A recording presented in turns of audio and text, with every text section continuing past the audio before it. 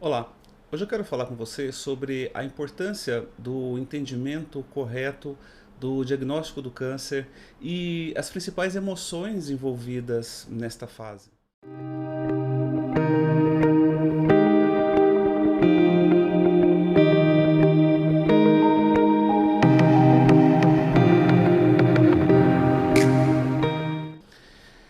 Essa fase do diagnóstico, e muitas vezes a gente ainda está falando da fase do pré-diagnóstico, ainda quando nem se tem um diagnóstico formado, ainda está fazendo ali mais investigações clínicas.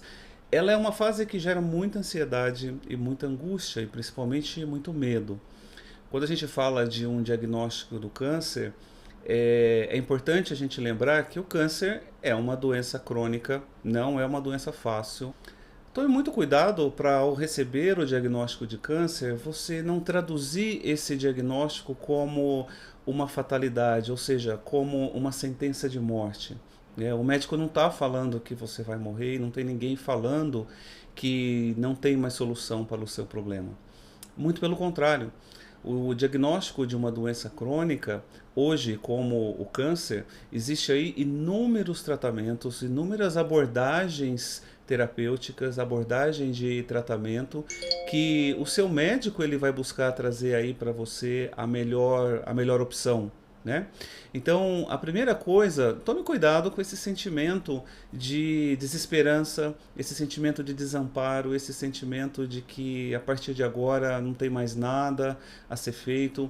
Eu já lidei com muitos casos de pessoas que, ao ser diagnosticado, já logo chama a família e já quer fazer uma reunião e já quer quase que se despedir da família como se tivesse recebido uma sentença.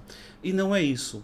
Então, a primeira coisa é que a gente encare esse diagnóstico como um diagnóstico de uma doença crônica, mas uma doença que tem tratamento e não necessariamente uma doença fatal. Nós vamos entender também que é muito importante nessa fase do tratamento, nessa fase do diagnóstico, você ter o controle total sobre o seu tratamento. Assuma o controle. Não entregue o controle para outra pessoa. Não entregue o controle apenas na mão do médico, que claro, o médico ele vai te dar todas as opções do tratamento, mas não entregue o controle na mão de um familiar, na mão de uma outra pessoa. Você é 100% responsável pelas decisões que serão tomadas, né? Por tudo aquilo que vai acontecer com você durante o tratamento. Então, assuma o controle. É como se você fosse fazer uma viagem e você fosse dirigir o carro. Quando a gente dirige um carro, nós escolhemos o caminho, nós escolhemos a velocidade, a gente vai escolher onde a gente vai parar para descansar. Enfim, eu estou no controle. Então, é importante que você compreenda que, ao receber o diagnóstico de uma doença crônica, como o câncer, você precisa assumir o controle. Depende apenas de você o controle, por exemplo, de qual tratamento vai ser feito, da informação que você precisa saber. Esse é um outro ponto que eu quero trazer também de importância para você. Busque todas as informações. Só tome uma decisão quando você tiver todas as informações e se der por satisfeito. Por exemplo, o que de fato eu tenho? O que representa esse diagnóstico? Muitas vezes a pessoa é diagnosticada com um câncer e ela tem dificuldade às vezes para entender, ela tem dificuldade até de falar o que ela tem. Isso não deve acontecer. Você precisa assumir o controle e você precisa saber o que você tem. Você precisa saber que tratamento vai ser feito, como vai ser feito esse tratamento. Eu vou deixar disponível para vocês um número de perguntas, né, que eu costumo passar para os pacientes oncológicos. São 38 perguntas que você precisa fazer para o seu médico. Você tem que ter essas informações. Ah, o meu médico não tem tempo de me responder. Manda um e-mail para ele. Pede para ele de responder por e-mail. Mas são informações básicas, são informações necessárias para que você compreenda esse diagnóstico, compreenda de fato o que você tem e compreenda o que vai acontecer com você a partir de agora. Então, primeiro, o que eu tenho? Aonde que esse câncer está? Aonde que está esse tumor? Aonde que está essa célula cancerígena? Eu vou precisar fazer uma cirurgia ou não? Eu vou fazer uma quimioterapia? Por quanto tempo eu vou fazer a quimioterapia? Qual vai ser o impacto no meu corpo dessa quimioterapia? Eu preciso, por exemplo, de uma nutrição específica durante o tratamento?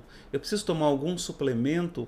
Essas informações são informações básicas que quanto mais informação você tem, mais tranquilo você vai ficar. Mais fácil vai ser você lidar e você enfrentar essa fase inicial da doença, que não é uma fase fácil, né?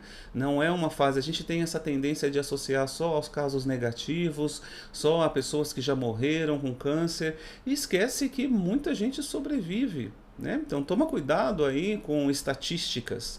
Às vezes você vai buscar informação no Google, é importante você ler bastante informação na internet, mas primeiro questione seu médico, primeiro questione a equipe de saúde e depois vá buscar informações de qualidade, né? Se existe um percentual de pessoas que não sobrevivem a uma doença crônica como um câncer, também existe inúmeras pessoas, um percentual às vezes bem alto de pessoas que sobrevivem, de pessoas que passam com uma doença como essa e sobrevivem. Você precisa entender o que essas pessoas fazem de diferente, para que você também entre nesse lado da estatística. Então tome cuidado com estatísticas, tome cuidado para não olhar muito só para o lado negativo do diagnóstico.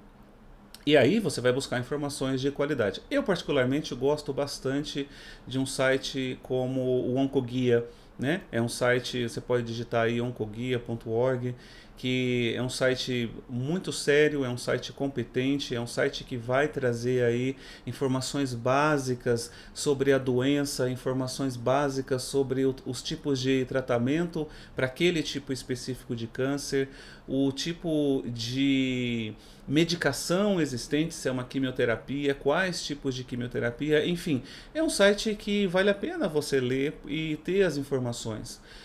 Outra coisa que você pode fazer também é participar de eventos, participar de lives, de palestras, de médicos especialistas naquele assunto daquela doença. Você pode seguir também profissionais, né, profissionais competentes, profissionais idôneos, profissionais que tenham aí uma competência para falar sobre essa doença que você foi diagnosticado e que você vai fazer um tratamento.